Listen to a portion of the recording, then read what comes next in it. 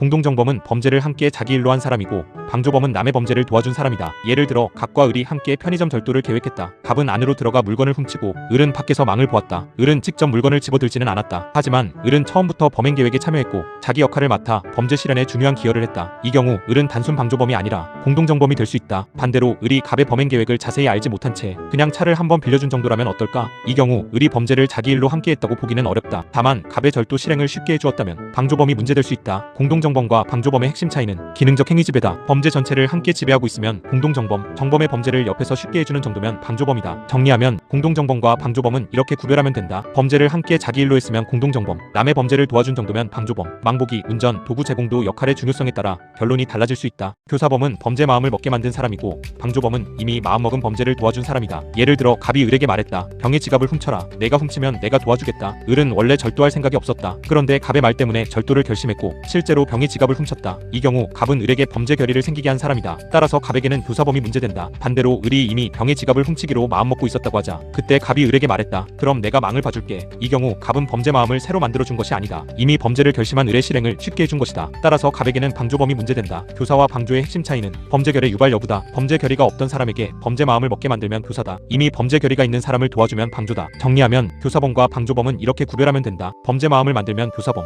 이미 마음먹은 범죄를 도와주면 방조범. 사례에서는 정범이 언제 범죄를 결심했는지가 중요하다. 교사범은 상대방이 자기 의사로 범죄를 실행하는 경우이고 간접정범은 상대방을 도구처럼 이용하는 경우다. 예를 들어 갑이 을에게 말했다. 병을 때려라. 을은 갑의 말을 듣고 스스로 판단한 뒤 병을 때리기로 마음먹었다. 을은 자신이 폭행한다는 사실을 알고 있었고 자기 의사로 실행했다. 이 경우 갑은 을에게 범죄를 결의하게 한 사람이다. 따라서 갑에게는 교사범이 문제된다. 반대로 갑이 어린아이 을에게 저 물건은 내 물건이니까 가져와도 된다고 거짓말했다고 하자 을은 정말 자기 물건인 줄 알고 가져왔다. 을은 절도한다는 인식이 없었다. 이 경우 갑은 을을 범죄의 도구처럼 이용한 것이다. 따라서 갑에게는 간접정범이 문제될 수 있다. 교사범과 간접정범의 핵심 차이는 실행한 사람이 책임 있는 자기 결정을 했는지다. 정범이 고의와 책임을 가지고 자기 범죄로 실행하면 교사범이다. 반대로 고의 없는 사람, 책임 없는 사람, 착오에 빠진 사람을 이용하면 간접정범이다. 정리하면 구별 기준은 이렇다. 상대방이 알고 자기 의사로 범죄를 하면 교사범, 상대방을 도구처럼 이용하면 간접정범. 사례에서는 실행한 사람의 인식과 책임 능력을 먼저 봐야 한다. 공모 공동정범은 범죄를 함께 자기 일로 계획한 사람이고 교사범은 남에게 범죄를 하게 만든 사람이다. 예를 들어 갑과 을이 함께 강도를 계획했다. 갑은 현장에 직접 가지 않았지만 범행 장소를 정하고 역할을 나누고 도주 방법까지 준비했다. 을은 현장에 가서 피해자를 협박하고 돈을 빼앗았다. 이 경우 갑은 단순히 을에게 범죄를 시킨 사람이 아니다. 범죄 전체를 함께 계획하고 지배한 사람이다. 따라서 공모 공동정범이 문제될 수 있다. 반대로 갑이 을에게 단순히 말했다고 하자 내가 병의 돈을 빼앗아 와라. 갑은 범행 계획에 깊이 관여하지 않았고 실행 과정도 지배하지 않았다. 을이 자기 범죄로 실행했다면 갑은 교사범에 가까울 수 있다. 공모 공동정범과 교사범의 차이는 범죄에 대한 공동지배가 있었는지다. 공모 공동정범은 실행에 직접 나가지 않아도 범죄 전체를 자기 범죄로 함께 지배한다. 교사범은 다른 사람에게 범죄 결의를 유발하지만 범죄 실행 자체는 정범의 범죄로 진행된다. 정리하면 구별은 이렇게 하면 된다. 범죄 전체를 함께 지배했으면 공모 공동정범, 남에게 범죄 마음을 먹게 한 정도면 교사범, 계획 관여 정도와 역할 분담이 핵심이다. 절도죄와 사기죄는 피해자의 처분행위가 있었는지로 구별한다. 예를 들어 갑이 을의 가방에서 지갑을 몰래 꺼냈다. 을은 지갑이 빠져나가는 사실을 몰랐다. 이 경우 을이 스스로 지갑을 넘겨준 것이 아니다. 갑이 을의 점유를 침해해 지갑을 가져간 것이다. 따라서 절도죄가 문제된다. 반대로 갑이 을에게 말했다. 이 물건은 진품입니다. 싸게 드릴게요. 사실은 가품이었다. 을은 그 말을 믿고 갑에게 돈을 주었다. 이 경우 을은 속아서 스스로 돈을 처분했다. 따라서 사기죄가 문제된다. 절도죄는 피해자의 의사에 반해 점유를 침해하는 범죄다. 사기죄는 피해자가 착오에 빠져 스스로 재산을 넘기는 범죄다. 그래서 핵심은 처분행위다. 피해자의 의사에 따른 재산 처분이 있으면 사기죄 쪽으로 간다. 피해자의 처분행위 없이 몰래 가져가면 절도죄 쪽으로 간다. 정리하면 절도와 사기는 이렇게 구별하면 된다. 피해자가 모르게 가져가면 절도, 피해자가 속아서 직접 넘기면 사기. 사례에서는 재산이 어떻게 이동했는지를 먼저 봐야 한다. 절도죄는 남의 점유를 침해하는 범죄이고 횡령죄는 맡아 보관하던 남의 재물을 자기 것처럼 처분하는 범죄다. 예를 들어 갑이 을의 책상 위 지갑을 몰래 가져갔다. 지갑은 을의 점유 아래 있었다. 갑은 그 점유를 깨고 지갑을 가져간 것이다. 따라서 절도죄가 문제된다. 반대로 을이 갑에게 지갑을 맡겼다고 하자 잠깐 보관해줘. 갑은 그 지갑을 보관하던 중 자기 것처럼 팔아버렸다. 이 경우 갑은 처음부터 몰래 가져간 것이 아니다. 을의 위탁에 따라 보관하고 있었고 그 상태에서 배신적으로 처분한 것이다. 따라서 횡령죄가 문제된다. 절도와 횡령의 핵심 차이는 처음 재물을 취득한 방식이다. 처음부터 남의 점유를 깨고 가져갔으면 절도다. 처음에는 적법하게 맡았지만 나중에 자기 것처럼 처분하면 횡령이다. 정리하면 구별 기준은 이렇다. 남의 점유를 침해해 가져가면 절도, 맡아 보관하던 것을 빼돌리면 횡령. 사례에서 갑이 물건을 처음부터 맡고 있었는지를 확인해야 한다. 강도죄는 반항을 억압해 빼앗는 범죄이고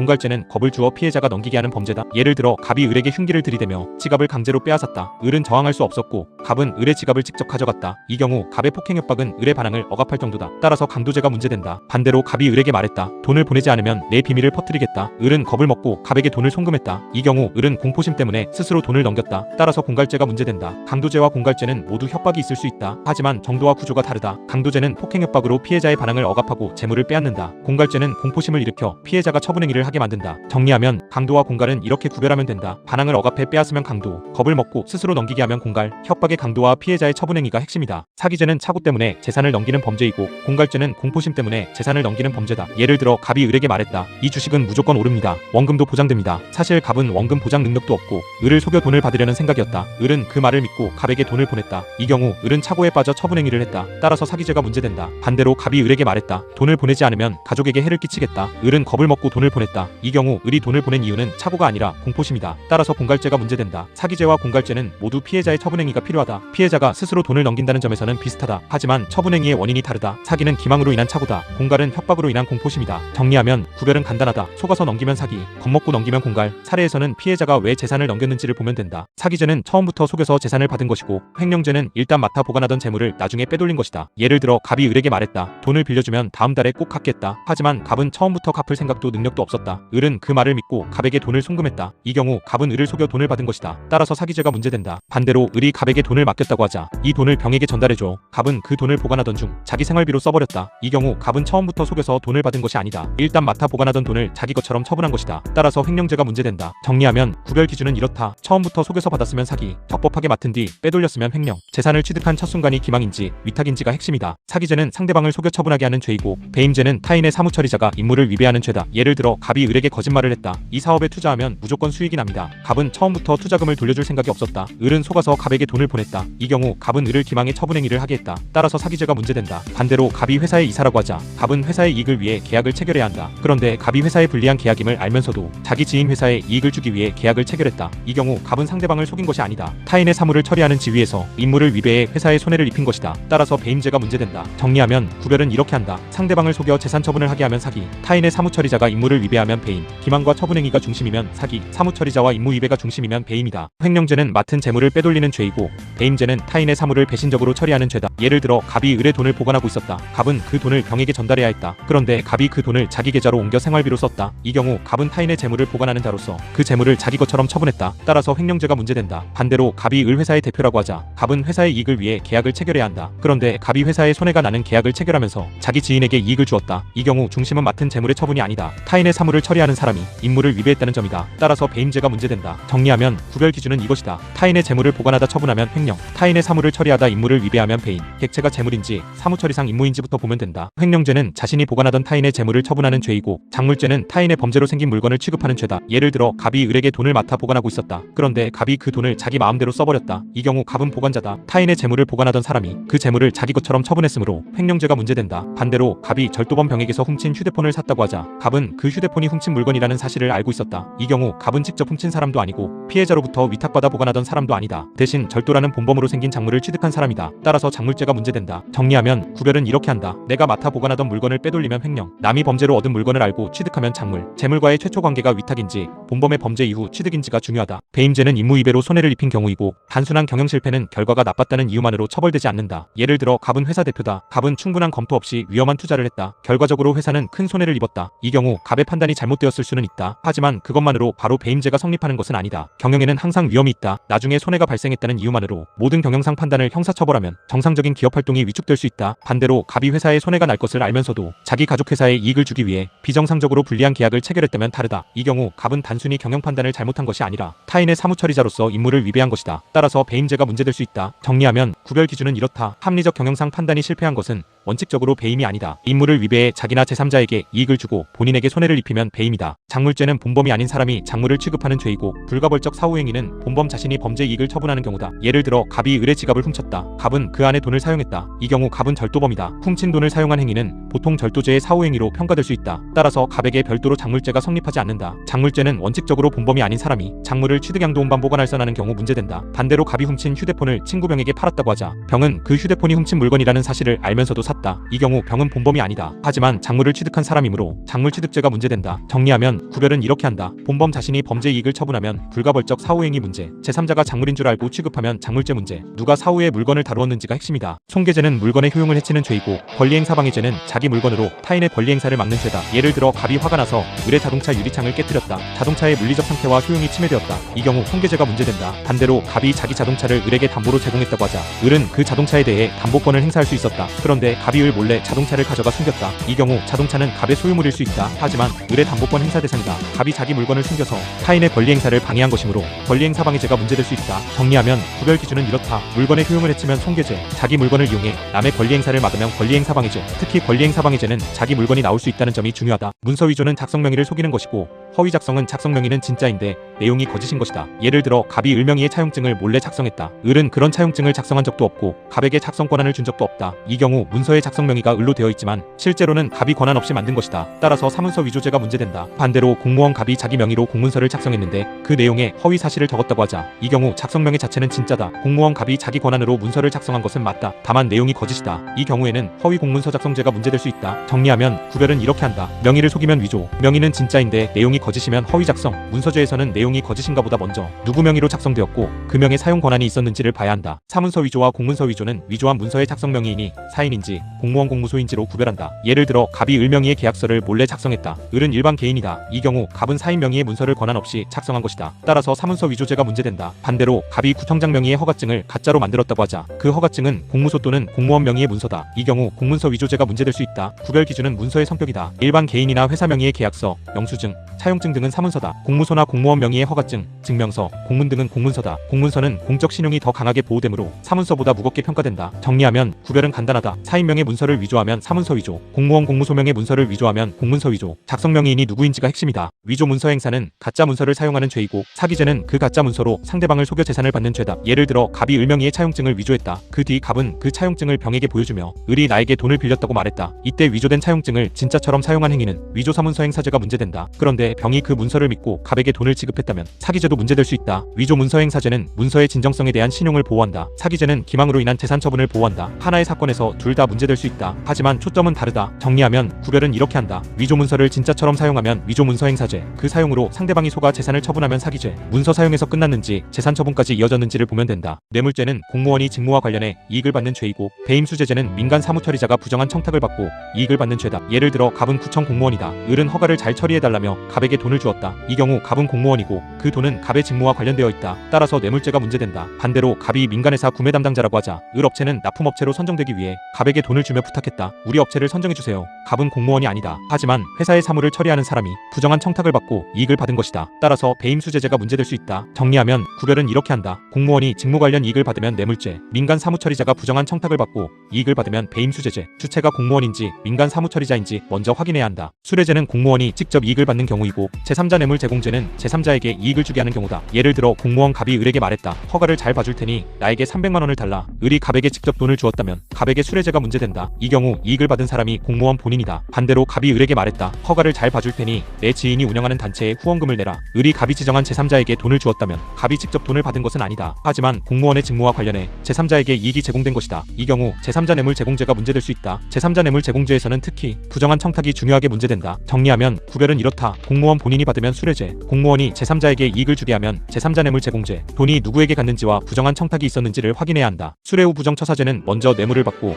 나중에 부정처사를 한 경우이고 사후 수뢰죄는 먼저 부정처사를 하고 나중에 뇌물을 받은 경우다. 예를 들어 공무원 갑이 을에게 돈을 받았다. 그 뒤 갑은 을에게 유리하게 위법한 허가 처분을 해주었다. 이 경우 순서는 뇌물수수 부정처사다. 따라서 수뢰 후 부정처사죄가 문제될 수 있다. 반대로 갑이 먼저 을에게 유리하게 위법한 처분을 해주었다고 하자 그 후 을이 감사의 뜻으로 갑에게 돈을 주었고 갑이 이를 받았다. 이 경우 순서는 부정처사 사후 수뢰다. 따라서 사후 수뢰죄가 문제될 수 있다. 두 죄는 모두 공무원의 직무 공정성을 침해한다. 하지만 순서가 다르다. 정리하면 구별 기준은 단순하다. 먼저 받고 나중에 부정처사하면 수뢰 후 부정처사, 먼저 부정처사하고 나중에 받으면 사후 수뢰. 사례에서는 시간 순서를 꼭 확인해야 한다. 직무유기는 해야 할 일을 안 하는 죄이고 직권남용은 권한을 부당하게 쓰는 죄다. 예를 들어 경찰 공무원 갑이 폭행 신고를 받고도 귀찮다는 이유로 아무 조치를 하지 않았다. 출동도 하지 않고 보고도 하지 않고 사건을 방치했다. 이 경우 갑은 해야 할 직무를 의식적으로 하지 않은 것이다. 따라서 직무유기죄가 문제된다. 반대로 갑이 경찰권을 이용해 을에게 법에 없는 진술서를 쓰게 했다고 하자. 이 경우 갑은 일을 안 한 것이 아니다. 오히려 자기 권한을 행사했다. 다만 그 권한을 부당하게 사용한 것이다. 따라서 직권남용죄가 문제된다. 정리하면 구별은 이렇게 한다. 직무를 의식적으로 방치하면 직무유기, 직권을 남용해 의무 없는 일을 시키거나 권리 행사를 방해하면 직권남용, 소극적 방임인지 적극적 권한남용인지가 핵심이다. 공무집행방해죄는 적법한 공무를 폭행협박으로 방해하는 죄이고, 업무방해죄는 사람의 사회적 업무를 위계위력 등으로 방해하는 죄다. 예를 들어 갑이 경찰관의 음주 단속을 막기 위해 경찰관을 밀쳤다. 경찰관은 적법하게 단속 중이었다. 이 경우 갑은 공무집행을 폭행으로 방해한 것이다. 따라서 공무집행방해죄가 문제된다. 반대로 갑이 식당에서 난동을 부려 손님들이 나가고 영업이 중단되었다고 하자. 이 경우 방해된 것은 공무가 아니라 식당 주인의 영업이다. 따라서 업무방해죄가 문제될 수 있다. 정리하면 구별 기준은 이렇다. 공무원의 적법한 직무를 폭행협박으로 막으면 공무집행방해, 민간 업무를 위계위력 등으로 막으면 업무방해, 방해 대상이 공무인지 민간 업무인지부터 확인하면 된다. 공무집행방해죄는 공무집행을 보호하고, 폭행죄는 사람의 신체 안전을 보호한다. 예를 들어 갑이 길에서 을을 밀쳤다. 을은 일반 시민이고 특별히 공무집행 중이 아니었다. 이 경우 갑에게는 폭행죄가 문제된다. 반대로 을이 경찰 공무원이고 적법한 단속을 하고 있었다고 하자. 갑이 단속을 막기 위해 을을 밀쳤다면 단순 폭행죄만의 문제가 아니다. 공무원의 적법한 직무집행을 폭행으로 방해한 것이다. 따라서 공무집행방해죄가 문제된다. 물론 공무집행방해 중 공무원이 다치거나 폭행 피해가 있으면 폭행죄나 상해죄가 함께 문제될 수 있다. 정리하면 구별은 이렇게 한다. 일반 사람에게 유형력을 행사하면 폭행죄, 공무원의 적법한 직무집행을 폭행으로 방해하면 공무집행방해죄, 상대방이 공무집행 중이었는지가 핵심이다. 범인은 익은 사람을 숨기는 죄이고, 증거인멸은 증거를 없애거나 숨기는 죄다. 예를 들어 갑이 강도죄를 저질렀다. 친구 을은 갑이 범죄를 저질렀다는 사실을 알고 갑을 자기 집에 숨겨주었다. 이 경우 을은 범인을 숨긴 것이다. 따라서 범인은 익죄가 문제된다. 반대로 을이 갑을 숨긴 것이 아니라 갑의 범행 장면이 찍힌 CCTV를 삭제했다고 하자. 이 경우 을은 사람을 숨긴 것이 아니다. 타인의 형사사건 증거를 없앤 것이다. 따라서 증거인멸죄가 문제된다. 정리하면 구별은 단순하다. 사람을 숨기면 범인은 익, 증거를 없애거나 숨기면 증거인멸, 사례에서 숨긴 대상이 범인인지 증거인지 먼저 확인하면 된다. 자기 사건에서 스스로 도망가거나 증거를 없애는 것은 원칙적으로 별도 범인은 익죄 증거인멸죄가 되지 않는다. 예를 들어 갑이 범죄를 저질렀다. 갑은 경찰을 피해 숨어 지냈다. 또 자기 휴대폰에서 불리한 메시지를 삭제했다. 이 경우 갑은 자기 자신을 숨기고 자기 사건 증거를 없앤 것이다. 원칙적으로 갑에게 범인은 익죄나 증거인멸죄가 별도로 성립하지 않는다. 이는 자기 방어권과 관련된다. 피해자가 자기에게 불리한 자료를 순순히 제출하지 않았다고 해서 항상 별도의 범죄로 처벌할 수는 없다. 하지만 갑이 친구 을에게 나를 숨겨줘 또는 CCTV를 삭제해줘라고 시키면 다르다. 을은 타인을 숨기거나 타인의 형사사건 증거를 없앤 것이므로 범인은 익죄나 증거인멸죄가 문제된다. 정리하면 핵심은 이렇다. 자기 자신을 숨기는 것은 원칙적으로 처벌하지 않는다. 타인을 끌어들여 숨기거나 증거를 없애게 하면 그 타인의 범죄와 공범 문제가 생긴다. 위증죄는 법정에서 선서한 증인의 거짓말이고, 무고죄는 기관에 대한 허위 신고다. 예를 들어 갑이 법정에서 증인으로 선서했다. 갑은 을이 병을 때리는 것을 보았지만 저는 본 적이 없습니다 라고 말했다. 이 경우 갑은 선서한 증인으로서 자기 기억에 반하는 허위 진술을 한 것이다. 따라서 위증죄가 문제된다. 반대로 갑이 경찰에 신고했다고 하자 을이 저를 폭행했습니다. 하지만 실제 폭행은 없었고 갑은 을을 처벌받게 하려고 거짓 신고를 했다. 이 경우 무고죄가 문제된다. 정리하면 구별은 이렇게 한다. 법정에서 선서한 증인이 거짓말하면 위증죄, 수사기관이나 징계기관에 허위 사실을 신고하면 무고죄, 재판 증언인지 신고인지가 핵심이다. 위증죄는 말로 재판을 속이는 죄이고, 증거인멸죄는 증거를 없애거나 조작하는 죄다. 예를 들어 갑이 친구 을의 재판에 증인으로 나왔다. 갑은 선서한 뒤 을은 현장에 없었습니다 라고 거짓말했다. 이 경우 갑은 허위 진술을 한 것이다. 따라서 위증죄가 문제된다. 반대로 갑이 을의 범행 장면이 찍힌 CCTV를 삭제했다고 하자. 이 경우 갑은 법정에서 거짓말한 것이 아니다. 타인의 형사사건 증거를 없앤 것이다. 따라서 증거인멸죄가 문제된다. 정리하면 구별은 이렇게 한다. 선서한 증인이 말로 거짓 진술을 하면 위증죄, 증거물 기록 영상 등을 없애거나 조작하면 증거인멸죄, 사법작용을 방해한 수단이 말인지 증거인지 보면 된다. 무고죄는 기관에 허위 신고하는 죄이고, 명예훼손죄는 사람들에게 사실을 퍼뜨려 사회적 평가를 떨어뜨리는 죄다. 예를 들어 갑이 경찰에 허위 고소장을 냈다. 을이 제 돈을 훔쳤습니다. 갑은 을을 처벌받게 하려는 목적이었다. 이 경우 무고죄가 문제된다. 반대로 갑이 인터넷 게시판에 글을 올렸다고 하자 을은 도둑이다. 이 글을 여러 사람이 볼 수 있었다. 이 경우 갑은 을의 사회적 평가를 떨어뜨리는 사실을 공연히 적시한 것이다. 따라서 명예훼손죄가 문제될 수 있다. 정리하면 구별은 이렇게 한다. 수사기관 징계기관에 허위 신고하면 무고죄, 불특정 또는 다수인에게 사실을 퍼뜨리면 명예훼손죄, 상대방이 국가기관인지 일반 대중인지부터 확인해야 한다. 무고죄는 허위 신고로 남을 처분 위험에 빠뜨리는 죄이고, 사기죄는 기망으로 재산을 얻는 죄다. 예를 들어 갑이 을을 미워해서 경찰에 신고했다. 을이 제 지갑을 훔쳤습니다. 하지만 실제로 을은 훔친 적이 없었다. 갑은 을을 처벌받게 하려는 목적이었다. 이 경우 무고죄가 문제된다. 반대로 갑이 을에게 거짓말을 했다. 돈을 빌려주면 내일 갚겠다. 하지만 갑은 갚을 생각이 없었다. 을은 속아서 돈을 보냈다. 이 경우 사기죄가 문제된다. 정리하면 구별은 이렇게 한다. 거짓 신고로 남을 형사처분 위험에 빠뜨리면 무고, 거짓말로 재산을 처분하게 하면 사기, 거짓의 대상이 국가기관인지 재산처분자인지 보면 된다. 내란죄는 단순 폭력이 아니라 국헌문란 또는 국토참절 목적 목적의 폭동이어야 한다. 예를 들어 갑과 을이 집단으로 폭행 사건을 일으켰다. 사람들이 다치고 주변이 혼란스러워졌다. 이 경우 폭행죄, 상해죄, 특수폭행 등이 문제될 수 있다. 하지만 그것만으로 바로 내란죄가 되는 것은 아니다. 내란죄가 성립하려면 국토참절 또는 국헌문란 목적이 있어야 한다. 즉 국가의 헌법 질서를 폭력으로 무너뜨리거나 국가기관의 권능을 강제로 정지시키려는 목적이 필요하다. 또 다수인이 결합한 폭동이 있어야 한다. 정리하면 구별은 이렇게 한다. 사적 폭력이나 일반 집단 폭력은 폭력범죄, 국헌문란 목적의 폭동이면 내란죄. 내란죄는 목적과 규모가 핵심이다. 외환죄는 국가의 대외적 안전을 해치는 행위이고 단순 의견 표명이나 표현 행위와는 구별해야 한다. 예를 들어 갑이 정부의 외교 정책을 강하게 비판했다. 갑은 외국과의 관계에 대해 과격한 의견을 말했다. 이런 행위는 표현의 자유 영역에서 먼저 검토된다. 그 자체로 바로 외환죄가 되는 것은 아니다. 반대로 갑이 적국 정보기관에 군사기밀을 넘겼다면 다르다. 이 경우 국가의 대외적 안전이 직접 침해될 수 있다. 간첩죄나 이적 행위가 문제될 수 있다. 외환죄는 적국 관련성, 국가기밀성, 국가안전에 대한 위험이 중요하다. 단순히 불편한 말이나 정치적 의견이라고 해서 외환죄로 처리하면 표현의 자유가 침해된다. 정리하면 구별은 이렇게 한다. 정치적 의견 표명은 표현의 자유 문제, 적국을 이롭게 하거나 국가안전을 해치면 외환죄 문제,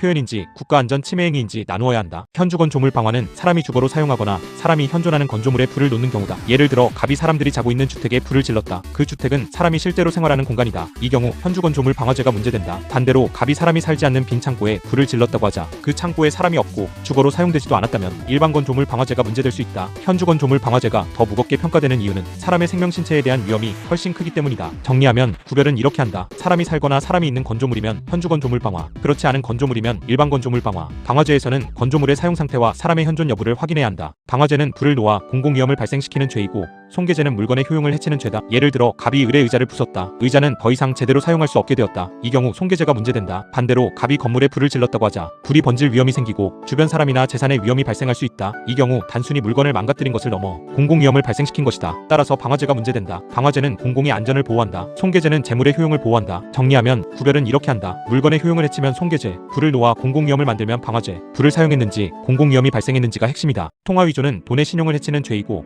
유가증권위조는 권리증권의 신용을 해치는 죄다. 예를 들어 갑이 진짜 지폐처럼 보이는 가짜 만원권을 만들었다. 이 경우 통화위조죄가 문제된다. 통화는 국가가 발행한 지급수단이다. 가짜 돈이 유통되면 거래질서 전체가 흔들린다. 반대로 갑이 타인 명의의 수표나 약속어음을 가짜로 만들었다고 하자 이 경우 유가증권위조죄가 문제된다. 유가증권은 재산상 권리가 표시된 증권이다. 수표와 어음처럼 거래에서 권리를 행사하는 수단이 된다. 정리하면 구별은 간단하다. 가짜 돈을 만들면 통화위조, 가짜 어음수표 등 권리증권을 만들면 유가증권위조. 무엇을 위조했는지부터 보면 된다. 위조 통화행사는 가짜 돈을 진짜처럼 사용하는 죄이고 사기죄는 그 사용으로 상대방을 속여 재산상 이익을 얻는 죄다. 예를 들어 갑이 가짜 지폐를 만들었다. 갑은 그 지폐를 편의점에서 진짜 돈처럼 사용했다. 이 경우 위조 통화행사죄가 문제된다. 가짜 돈을 거래에 사용해 통화에 대한 공공의 신용을 해쳤기 때문이다. 그런데 편의점 주인 을이 그 지폐를 진짜로 믿고 갑에게 물건을 내주었다면 사기죄도 함께 문제될 수 있다. 위조 통화행사죄는 통화의 신용을 보호한다. 사기죄는 피해자의 재산을 보호한다. 정리하면 구별은 이렇게 한다. 가짜 돈을 진짜처럼 사용하면 위조 통화행사, 그로 인해 상대방이 속아 재산을 넘기면 사기죄도 검토. 공공신용 침해와 재산 침해를 나누어야 한다. 일반 수뢰는 자기 직무와 관련해 받는 것이고 알선 수뢰는 다른 공무원의 직무에 알선해주는 대가로 받는 것이다. 예를 들어 갑은 허가 담당 공무원이다. 을은 허가를 잘 처리해달라며 갑에게 돈을 주었다. 이 경우 갑의 자기 직무와 관련된 금품 수수다. 따라서 일반 수뢰죄가 문제된다. 반대로 갑은 허가 담당자가 아니지만 담당 공무원 병에게 영향력을 행사할 수 있는 지위에 있다고 하자